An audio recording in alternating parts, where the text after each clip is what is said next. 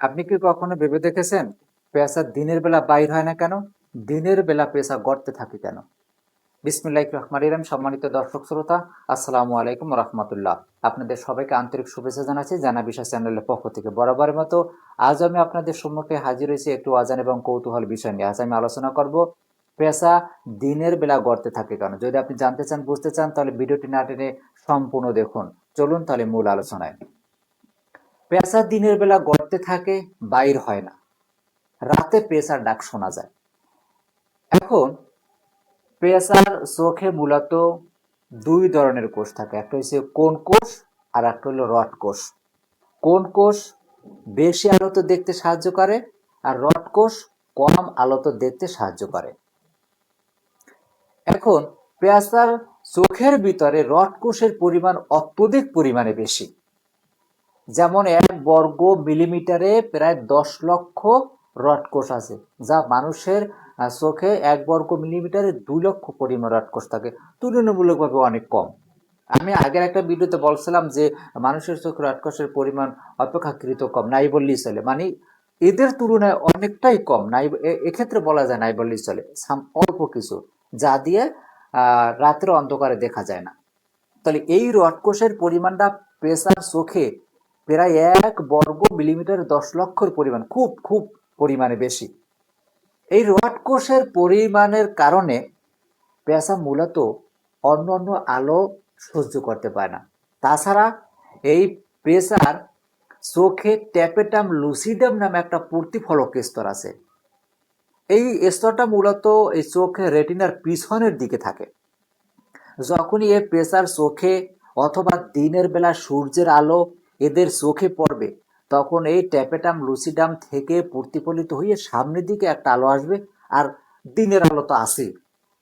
এখন এই দুই আলো মিলে ব্যাপক পরিমাণের আলো তৈরি করে, যে আলোটা পেঁচার সহ্য করার মতো হয় না।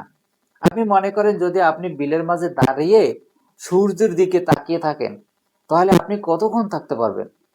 বেশিক্ষণ থাকতে পারবেন না, এবং চোখ কুচকাইয়ে ফালাইবেন, যতটুকু দেখবেন কুচকানো অবস্থায় দেখবেন, একদম ফুলভাবে দেখতে পারবেন না। তাহলে তাহলে আমাদের মানুষের বেলা যদি এই অবস্থা হয়, তাহলে প্রেসার পরিমাণে কেমন অবস্থা হয়?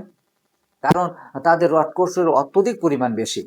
এই কারণে যখনই দিনের বেলা বাইর হয় বা বাইর হবে, তখনই ওই সূর্যের আলো এবং তাদের চোখে পড়ার পর যে আলোটা, এই দুই আলো মিল্লা এমন একটা পরিস্থিতি তৈরি করে, যেটা পেঁচার পক্ষে মোটেও সহ্য করার মতো নয়। এই জন্য পেঁচা দিনের বেলা গর্ত থেকে বাইর হয় না।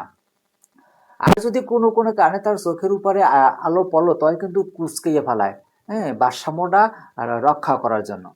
এই জন্য বলছে পেশা কিন্তু, মানে পেশা নিয়ে একটা প্রবাদ আছে যে পেশা রাষ্ট্র করে দেয় পেলে কোনো ছুতা, জানো না সূর্যের সাথে আমার শত্রুতা।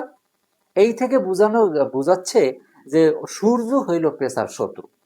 হ্যাঁ, এখন আপনি বুঝতে পারেন যে মানে কোনো কোনো জিনিস আপনার কাছে ছোট হলেও কারো কারো কাছে এটা অত্যধিক বড়, গুরুত্বপূর্ণ।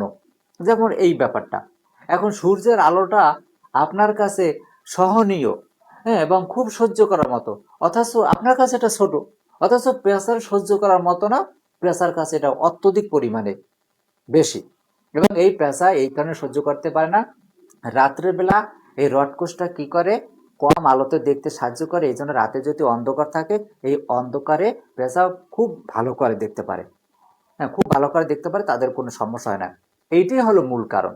এই কারণে পেঁচা দিনের বেলা গর্ত থেকে বাইর হয় না, এবং রাত্রে তারা বাইর হয় এবং গাছে থাকে, তাদের ডাক শোনা যায়। কেউ কেউ দেখেছেন কিনা তা জানি না, কিন্তু আমি এদেরকে দেখেছি। যাই হোক, খুবই ভালো লাগলো। ভিডিওটি ভালো লাগলে লাইক দিবেন, কমেন্ট করবেন। আপনাদের সকলের কমেন্টের উত্তর দেওয়ার আমি চেষ্টা করবো ইনশাল্লাহ। তবে আমি সবসময় একটা বিনীত অনুরোধ করি, নেগেটিভ অশ্লীল মন্তব্য কেউ করবে না। আপনাদের যদি আরও জানার থাকে, আমি যা বলেছি তা থেকেও যদি আরও অনেক কিছু জানার থাকে, তাহলে আপনারা খালি প্রশ্ন করতেই থাকবেন, আমি উত্তর দিয়ে দেবো, কোনো দিতে বোধ করবো না। জানা বিষয় চ্যানেলের সাথে থাকুন, কারণ জানা বিষয় চ্যানেল সবসময় অজানাকেই জানিয়ে থাকে। জানা বিষয় চ্যানেল সবসময় তথ্যভিত্তিক, যুক্তিসঙ্গত, বিজ্ঞান ভিত্তিক সম্মানজনক আলোচনা করে থাকে। এক্ষেত্রে আপনাদের সহযোগিতা আমার একমাত্র কাম্য। সকলের সুস্বাস্থ্য কামনা করে এবারের মতো বিদায় নিচ্ছি। আল্লাহ হাফেজ। দেখা হবে পরবর্তী কোনো ভিডিওতে। ততক্ষণ পর্যন্ত আমাদের সঙ্গেই থাকুন।